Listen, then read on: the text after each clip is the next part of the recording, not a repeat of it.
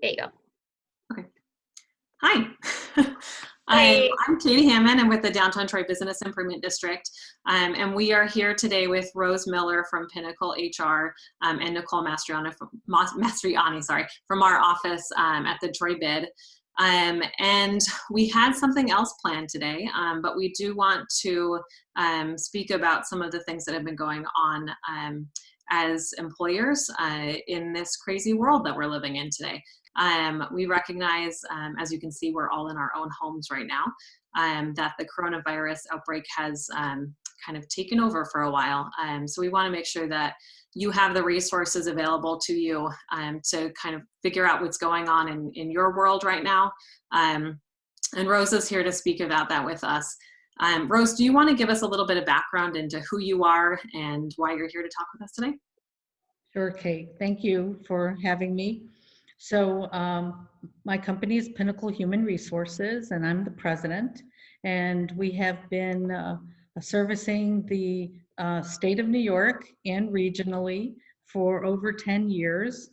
We provide on-site and off-site support, HR support services to any size organization. Our heart is deeply in place in small and medium-sized businesses, because they may have little or no HR infrastructure, and so they tend to need us the most. But even a large organization tends to have a smaller than normal or what used to be a size for their organization. So the strategy they use is many times throwing HR projects to us, and we get them done and give them back. So we have a whole array of services for those organizations too. Great. Well, thank you for being here. I know it's been a little bit of a weird time for a lot of people, whether their business is blowing up because of this outbreak and response to the outbreak, or if they're in a position where they don't necessarily have people coming into their space. So they're not able to sell, or they're not able to sell in the traditional ways. So if you can, I know we talked a tiny bit about this a second ago, if you can speak to this idea of the three scenarios where business owners are in very different positions, depending on kind of what's going on in their lifestyle right now, in their business right now. Can you speak about those three different scenarios and what those are? Absolutely. So what I was describing to Kate earlier was we're finding companies and organizations have situations, and each such situation has different pluses and minuses and concerns. So you have one scenario where working from home is not an option. The hospitality industry, a whole host of companies where anything to do with retail sales, you've been shut down. It's not a work from home scenario for you. So as an employer, you have many options. And what we've been trying to advise our clients is to try to get assistance when you're trying to come up with these options, because you as an owner cannot encompass the knowledge that my team have. For instance, we're finding clients that do not know the difference between a layoff and a furlough. So we give guidance there. How does unemployment work? There's full and partial unemployment.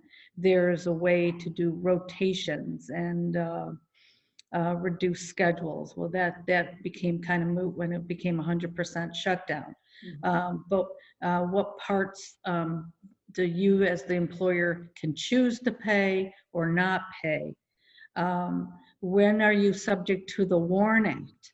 This has not been mentioned until this time, where we have large sections of the population needing to be laid off or terminated. So they need a lot of guidance.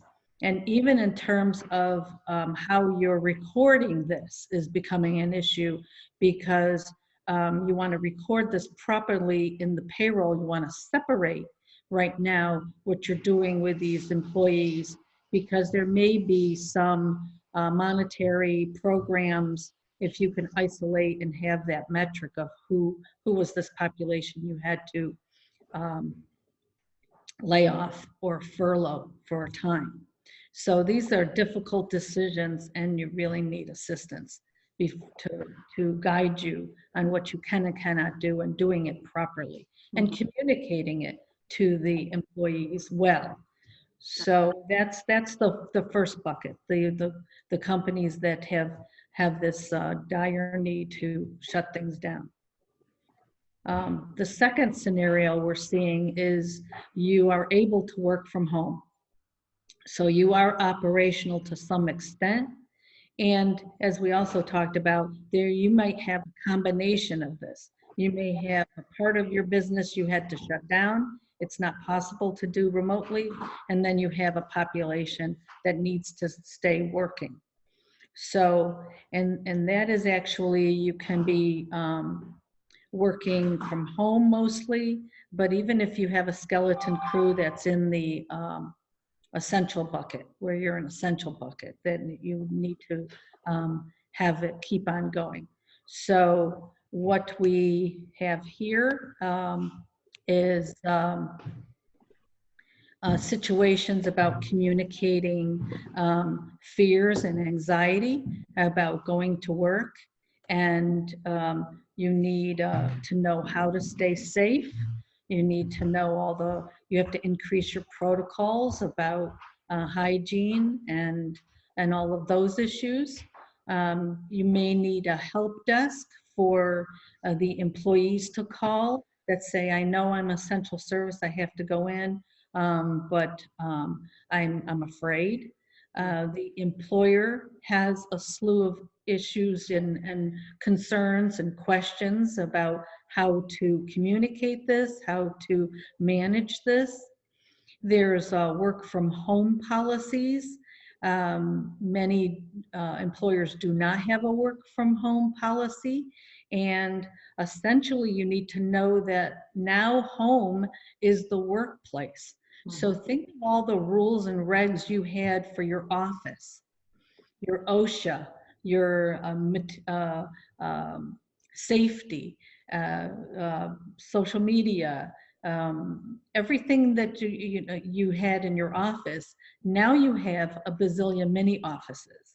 You have people's homes, and all those rules apply. And you're somewhat surprised about that knowledge. So you need communications to your employees about working from home and what they can and cannot do. And they need to be productive. This is a time where if you are able to deliver your service from home, we're really counting on you to do that, to structure your day, to get a place at home where you can do the work without interruption. And then we have the case of not knowing how to work, to do that constant communication over the phone, and needing some customer service skills. So we've even thought of maybe giving mini webinars on how to speak to people over the phone, and some customer service essentials, because this may be new to the employee, how to do their work from home. So there's those issues for that scenario. And then our last scenario that we've seen is that you have the essential business list. And that's a pretty comprehensive list. If you look at the governor's essential businesses that need to remain open, there is a boatload of companies, and they're experiencing actually a really crazy busy time. So they may be hiring, and you would think no one's hiring right now, but that's not true. There are essential businesses that are being overwhelmed. And how do they handle this? Do they go with contract people? Do they outsource things that they can outsource? Do they hire only during this period and let employees know that it's just for this period? Almost like a seasonal employee, but this is a particularly weird season that we're having. how do you address that? And you may have problems with connectivity right now, and you may need to increase and invest in some things to accommodate this crazy busy period. Because that essential list is getting overwhelmed too. So and so you need assistance to maybe hiring. You're still hiring, and you need to not hire well during this period of time, and structure it in a way where you're communicating why you're hiring and what their jobs are to be done during this time. Very quick. Very quick too, yes. So it's there is pretty much a boatload of HR issues in every single one of those scenarios. I'm sure you're very busy too. Wow. Do you mind breaking some of this down? So let's start with that first scenario.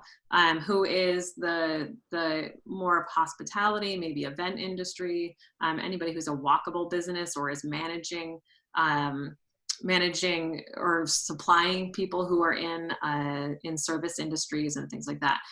Do you mind covering kind of a little bit about what those people are handling right now and what they should be thinking about when they're working with their staff and all those other things? Right. So we're talking about a business that needs to shut down, and their people are not needed right now because the services are shut down. Mm-hmm. So we are finding that some employers are being very generous at this time. And I think that is just really wonderful that employers that are able to, and they are furloughing the individuals versus a layoff for a period of time. They're being. Do you mind explaining the difference between those? Sure. So a furlough is having unpaid time off, but you're still on payroll. You still have your benefits.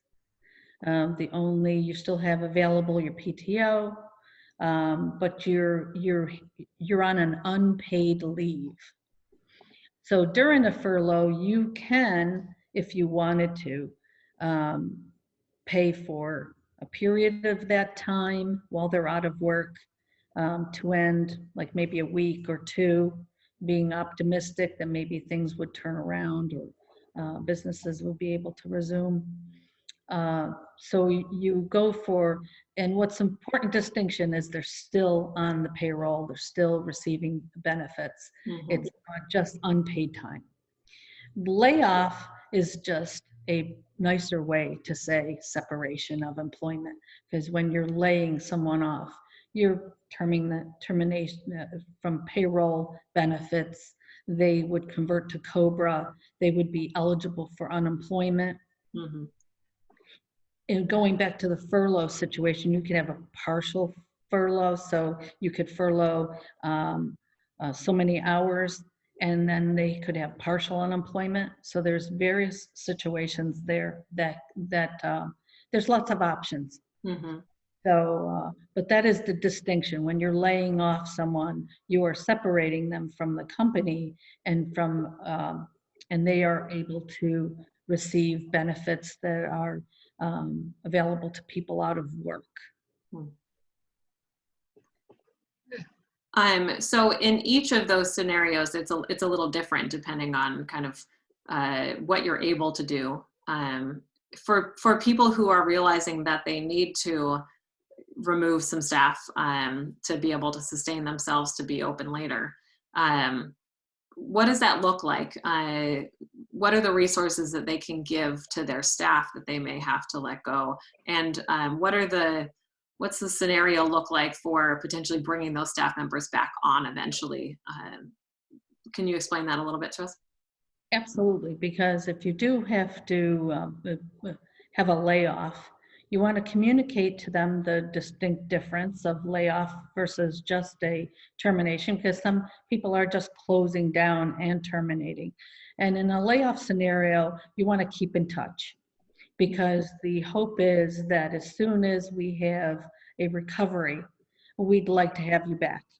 So stay in communication with us and let us know your status, because that we have our intention is to pull you back and re-employ you the minute we are able to.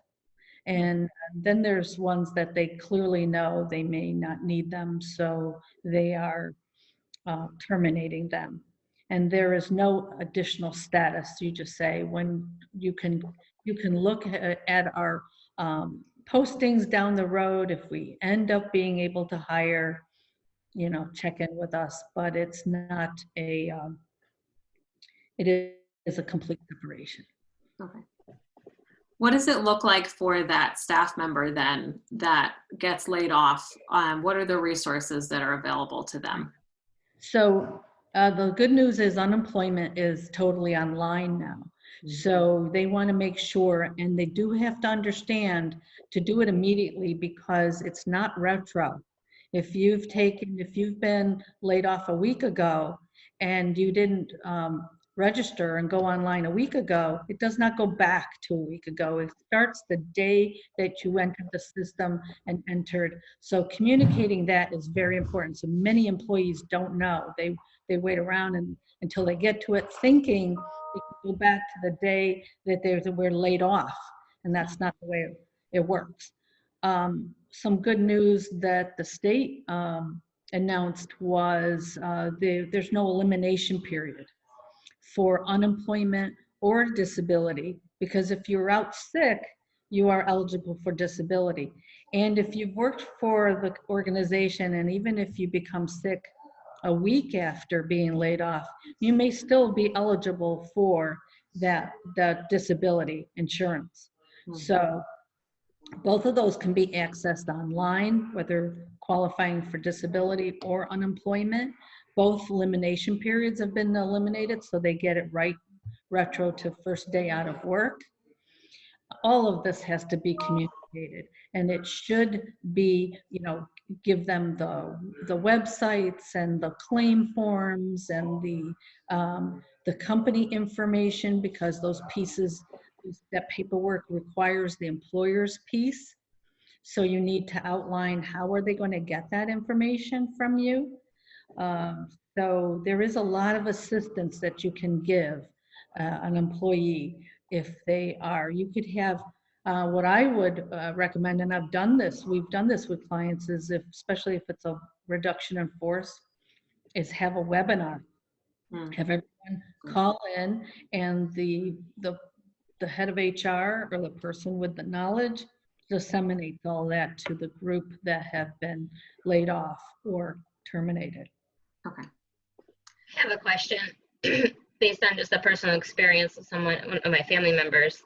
They were given 2 weeks paid, but obviously they're not going to be probably going back. What would someone in that kind of scenario where they've been shut down, but they've been offered the 2 weeks paid, and then obviously after that it's going to be unemployment? Correct. And so during the course of the payment, they're not eligible for the other things until they stop getting paid. Okay. So it helps the employee. I think it's a wonderful, generous thing that the employer did not have to do. They're trying their best to, full pay is always superior to the benefits. Right. Because the benefits are never full pay. There's some equation and formula of their pay. Are there other things that people in this scenario should be thinking through that they might be dealing with at this time?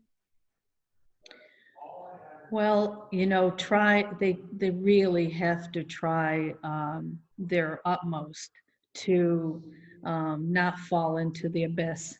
I mean, we're all struggling with this. Yeah. And I think if you can ever give employees just a list of things to stay mentally healthy, to not, this is a time where there are fear triggers. And I just had a webinar on the triggers of fear, and we're in all of them, right? So we have, hence the reason why there's no toilet paper. I mean, this is a fear reaction. So to try to develop some strategies and give employees some ideas on healthy strategies to keep upbeat, because we will get, and just the message, we will persevere, we will get through this. And, do something fun, do something, just stay happy thoughts, because it's what we need to do to get through this. If they didn't want to hold off for their current employer, the employee is free to go to the areas that are in need of services, the ones on the list that are booming because of the need to have essential services. Mm-hmm. And they may need them temporarily, and this could be perfect because they may not need them after the crisis is over, and the original company may need them back. Definitely. So employees or employers could potentially help them think about those options, and understand that there are other positions that might be opening elsewhere as a temporary basis. Right, correct. My son's roommate had the scenario where his business did lay off everyone because they are not operational right now. It's not a work from home kind of, was retail. And my son told him about unemployment office hiring 30. So he's applying for that. Definitely. We don't know if unemployment will need that amount of people after the crisis is over. Yeah. He may downsize, and then he's free to seek his prior employer or similar employment that he was in. Great. Okay. Scenario 2. So the person who is able to work from home. Do you mind talking about that? I know that's a bit of a learning curve, right? As we said before. Very much so. I mean, there are individuals that have never worked from home. Mm-hmm. They have always gone into an office, and it is a totally different animal. And it is a real mistake for an employer to assume that an employee just can do this seamlessly without direction. Mm-hmm. So as much as you can provide them with procedures and policies, one thing that work from home, any organization that is accustomed to working from home has realized early on is you manage people differently. Mm-hmm.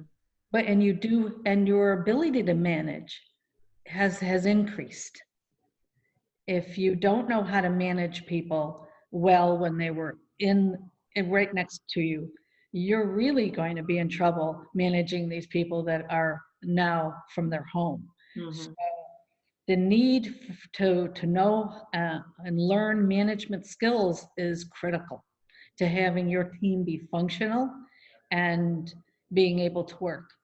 But at the top of the list, working from home requires technology.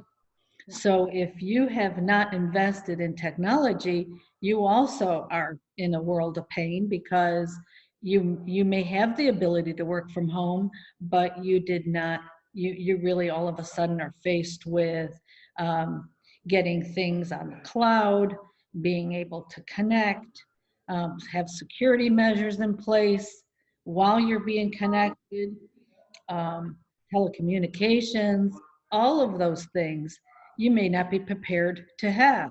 So you're going to have to get on the phone right away and to all those providers and get what you need in order to be functional. But you know what? I was just talking to an owner the other day, and he's seeing this as a positive thing. He said, even though we're experiencing a little bit of pain right now and hurry up and getting more infrastructure and getting a more sound basis of our technology, we were all kind of happy that we're going to come out of this a stronger company because of it. Because we should have had all those things in place. Right? So there's always a silver lining, I guess, and we can always think of it that way. Yeah. As this has made us a little stronger, a little more nimble because of this exercise. But when these employees are working from home, they need a lot of guidance on how to work from home. Some are better at it than others.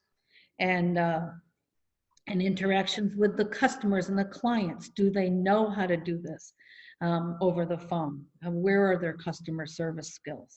So this is where a company can get through this by putting certain things in place, certain important things in place, so their business is still going on. And they're lucky. They should consider themselves lucky that they had the ability to keep on providing whatever they were providing just in a different context, but still able to do it, where other companies have not been able to do this. Definitely. What are some of those things that an employer should think about? Because maybe they're the type of person that recognizes that they can do their work whenever and they're comfortable kind of managing their own time. What are things that they can do to help their employees that are maybe struggling with finding a space to be in, less distractions? What are some of those things?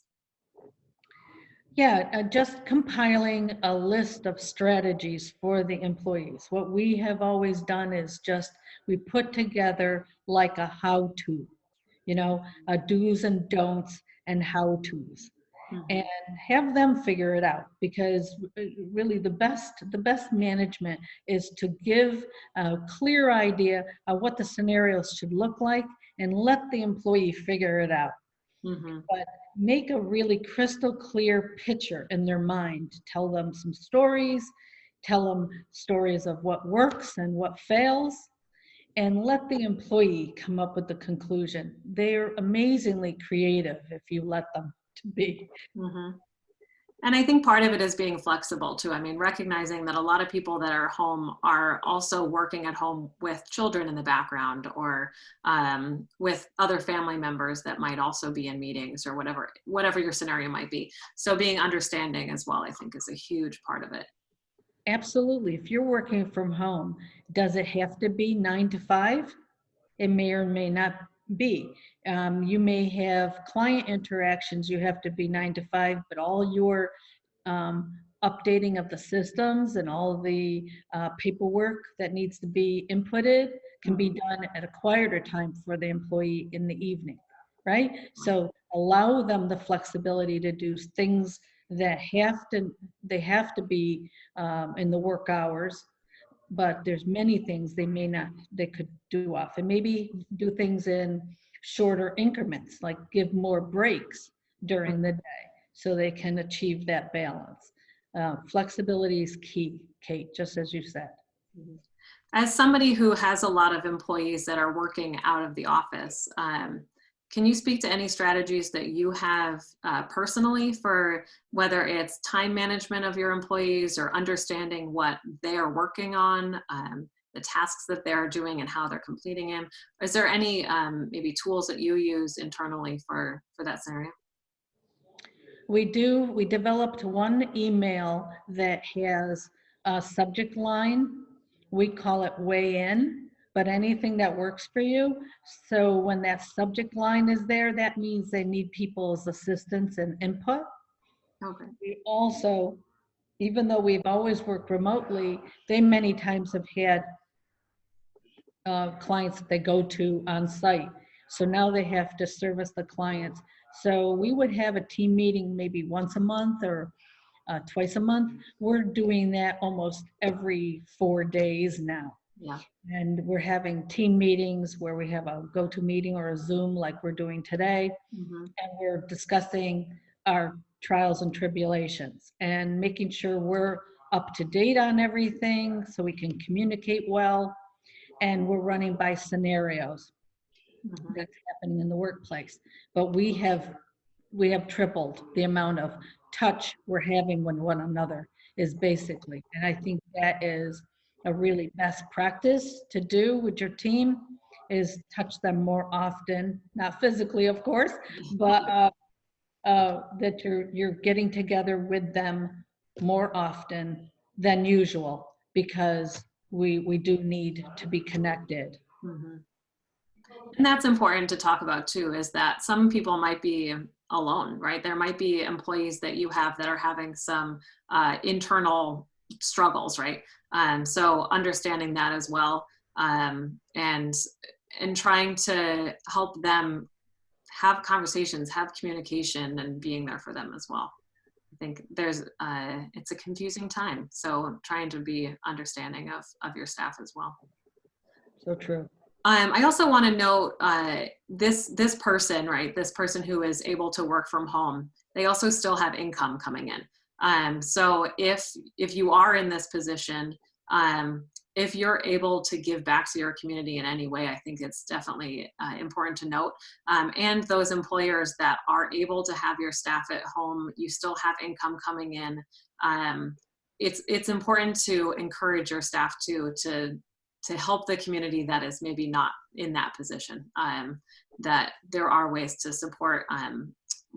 We also have stuff on our website of how you can support some of our downtown businesses, but there are also some volunteer opportunities if you have more time and things like that. So just understanding that if you are in this position, you're in a good position, and that there are people who are not. So I just wanted to make sure to note that. Absolutely. We told everyone, we're encouraging them to do the takeout. You know, we can help these restaurants survive if we all take out. And if we are working from home and still working and have a paycheck, we're able to do takeout, and we're helping the community.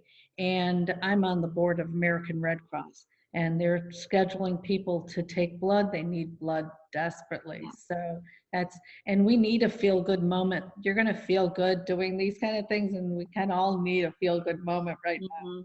For sure. Anything else that scenario 2 needs to think about? Just to, what I'm hearing is please don't assume your employees just know how to do this. Yeah. It's the main message. And I know the employers are stressed, and I know the employers are thinking about everything under the sun. I mean, to own a business is a hard thing. It's hard every day. Mm-hmm. And now we just have this additional stressor on us.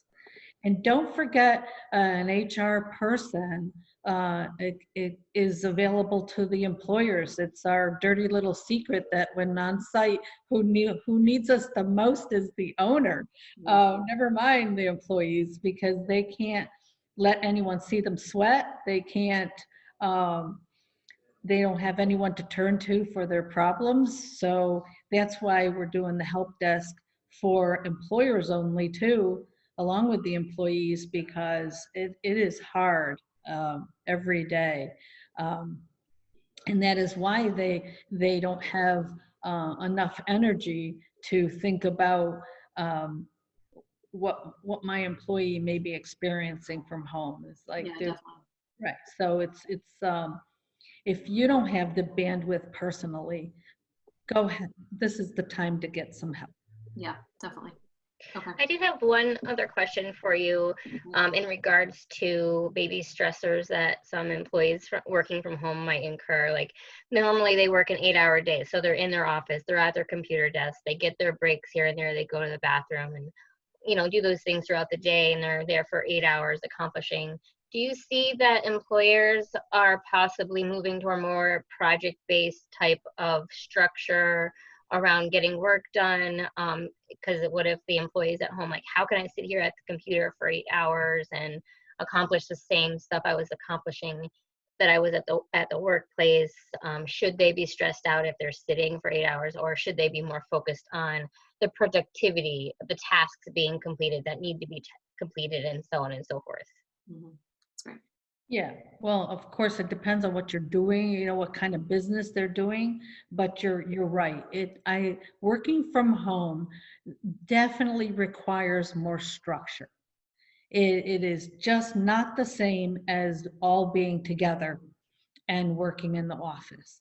And in order to do it and do it well, sometimes breaking it down to a more project basis makes it easier to move from one thing to the other, because you're already in an unstructured kind of environment, right? Mm-hmm.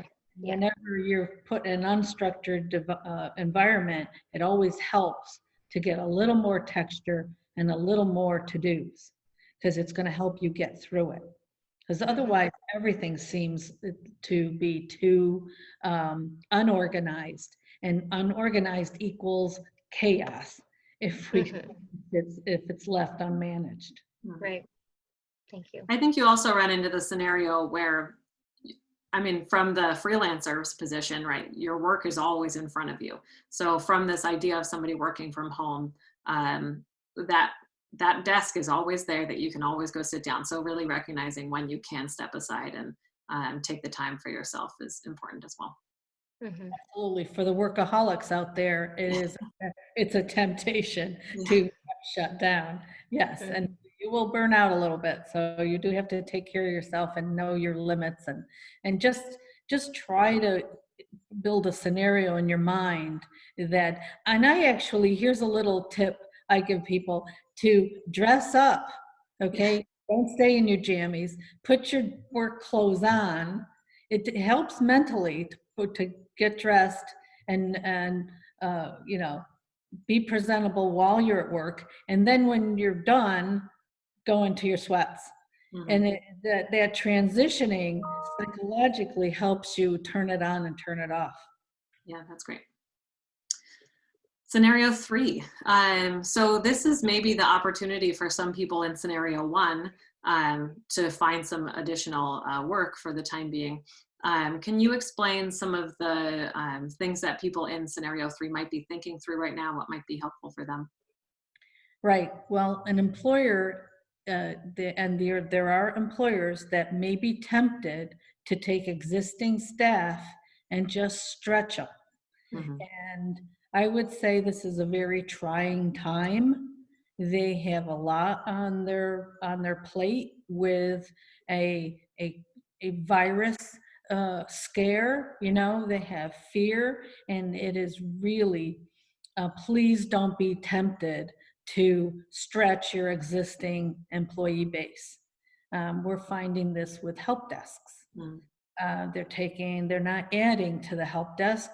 They're taking their existing help desks and just stretching them. They're working 24/7. They work all the times on the weekends, and they're not adding staff even on a temporary basis. So that is going to be a mistake, because they will remember you when things are better. They're going to remember what you did to them, and they will go elsewhere in a New York minute, right? So uh, that is the first message to employers. Um, you know, they consider the fact that they're stressed too. They're coming to work.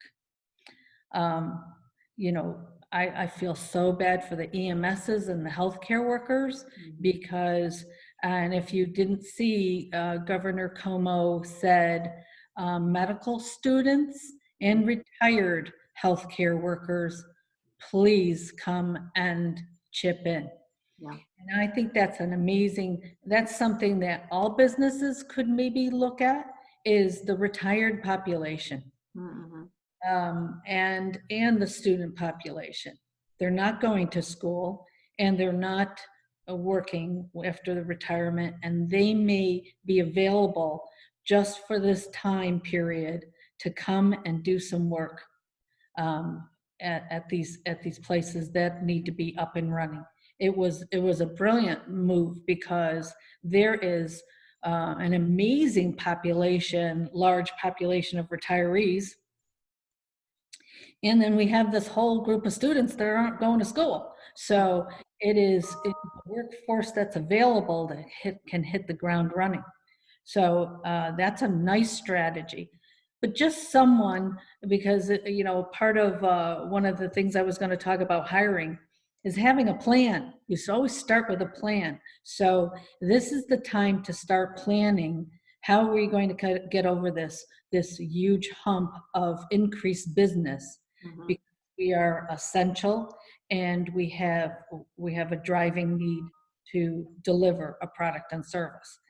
So the more creative we can get in getting the people, extra hands to deliver, this is the time to do it. Definitely. But please don't just have your same staff work night and day through this crisis. Yeah, so important. So if you are an essential business and you're working overtime, you have a lot of people, you need a lot of support. What is it? I mean, originally we were going to be talking about hiring practices and freelancing, bringing in outside contractors versus employees.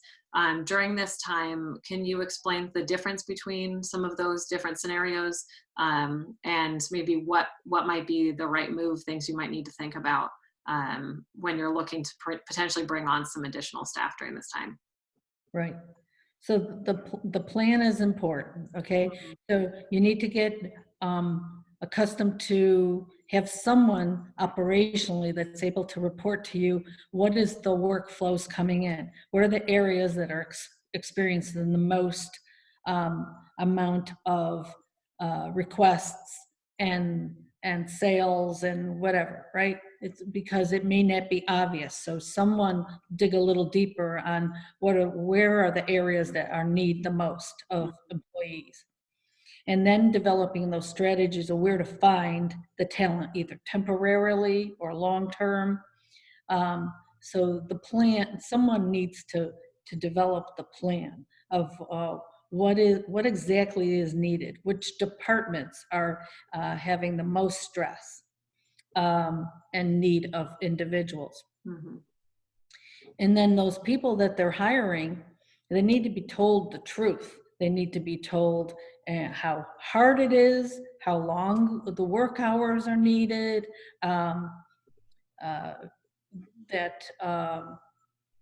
you know, the work is going to be long and hard. They need to tell the truth. There's no reason to sugarcoat things or say false statements.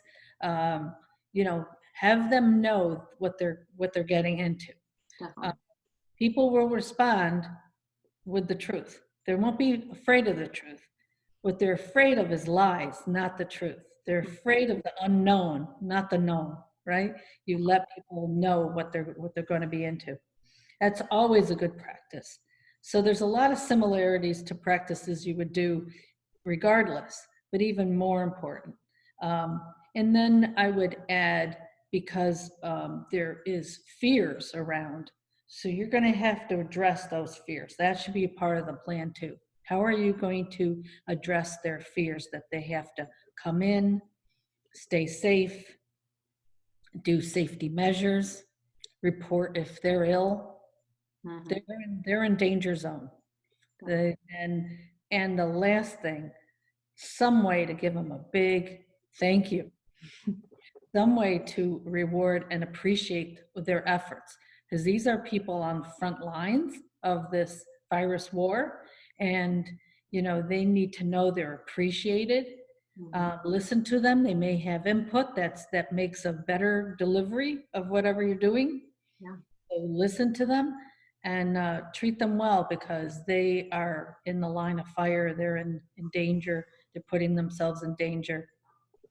And we have to all thank them for their service, because they're doing a needed job, essential jobs for us all.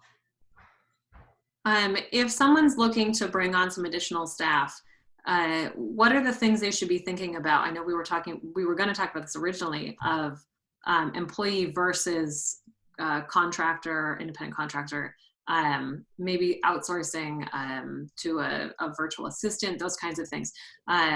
What are the differences between those different scenarios, and how should somebody know what's the right move for them in that?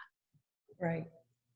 So what's always a best practice is, you know, go the employee. When in doubt, always put them on payroll. And in dealing with contractors, they have to be a bona fide business. So no contract, a contract saying, hey, Kate, will you work for me part-time? And sign here where you say you don't expect any payroll or benefits.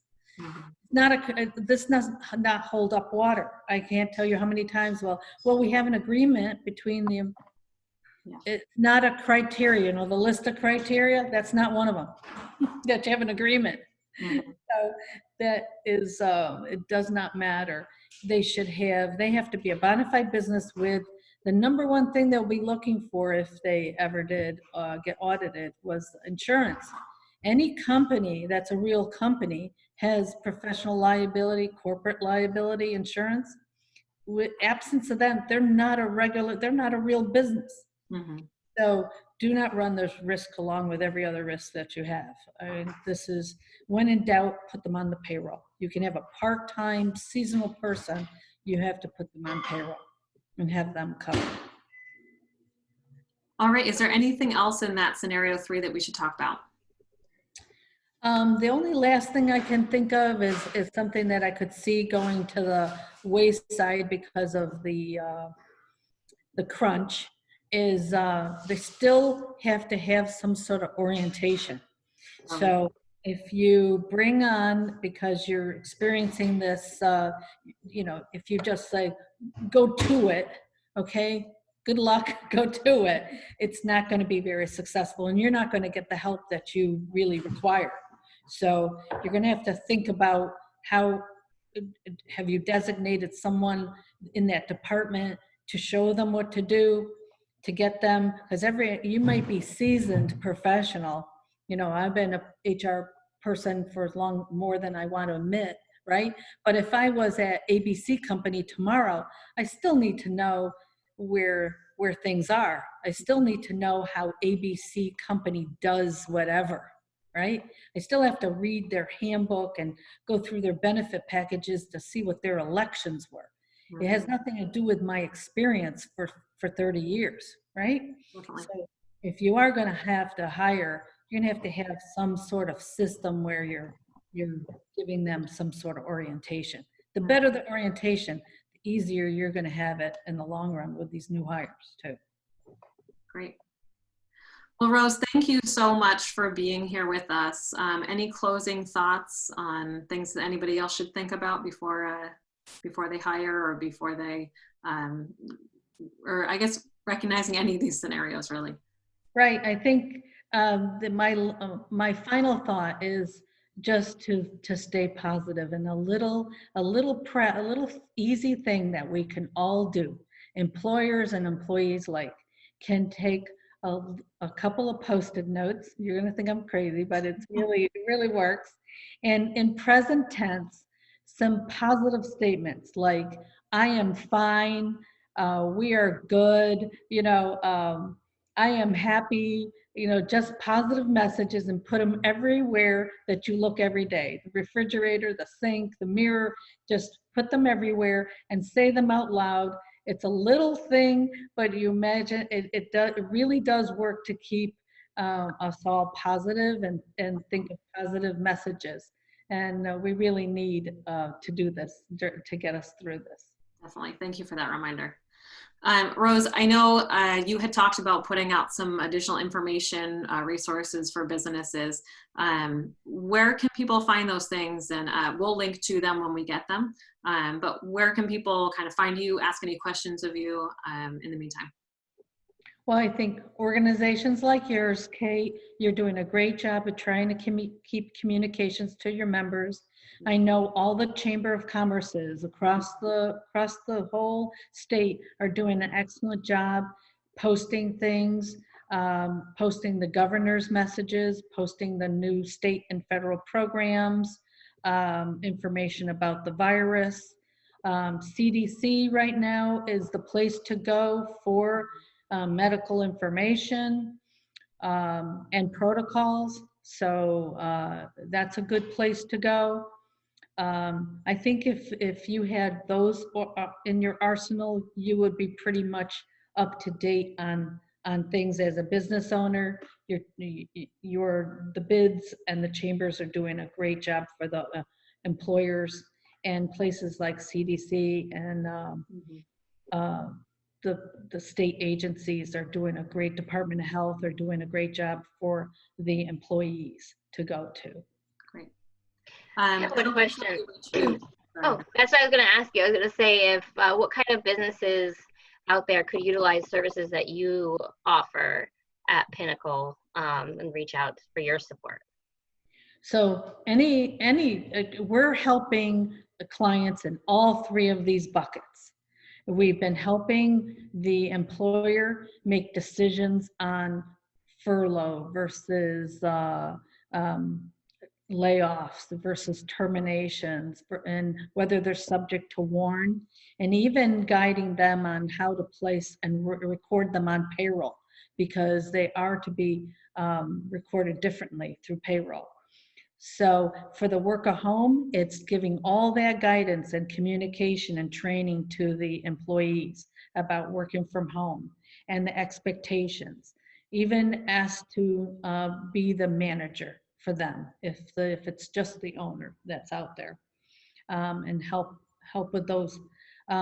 Being a help desk to everyone, to just, HR as a department, as a value is to calm everyone's fears, is to try to get answers to folks, to answer questions. So just having a help desk available to them has helped.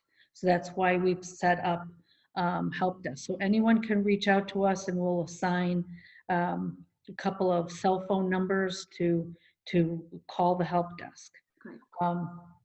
And for the ones wildly busy, we can help with the plan, develop the plan, come up with really good ways to hire people, and whether short-term, long-term, and get a better group of individuals hit the ground running. Great, thank you. And it's Pinnacle HR, which you can look up online. Rose, thank you so much for being here. For those businesses out there that need the resources, we'll link through to Rose's information, to Pinnacle HR's information. We want to support you in this time, so if you have any questions that come up, please reach out to us. Though we are working from home, we're available by email, and we also have forwarded our phone calls over to my cell phone. So if you need to reach us, please do. We also have at downtowntroy.org information, like Rose was saying, from the CDC, updates from Governor Cuomo, links to any of those resources for the chamber, also funding resources, SBA, any of those other funding sources. There are some on there for creatives, and other grant programs that are starting to come about. So please check that out. If you need any assistance at all, please reach out. And Rose is in the same boat. If you need assistance, please reach out to her. So thank you so much, Rose, for being here, and best of luck to everyone. We also do have a question and answer live webinar coming up at the end of the month with Rose from Pinnacle HR and David Kraft from Albany Law to answer any questions live, like online, right then and there. So if you're watching this and you have questions still, we have that coming up in a couple weeks. Great. And there is the LinkedIn account as well. If you have questions that you can post to the LinkedIn group, or contact us on LinkedIn as well, and we can get those answers to you. Yeah. Great. Thanks, Thank you for being here. Thank you so much, Kate and Nicole. Stay Good safe. luck with everything. You too. All right.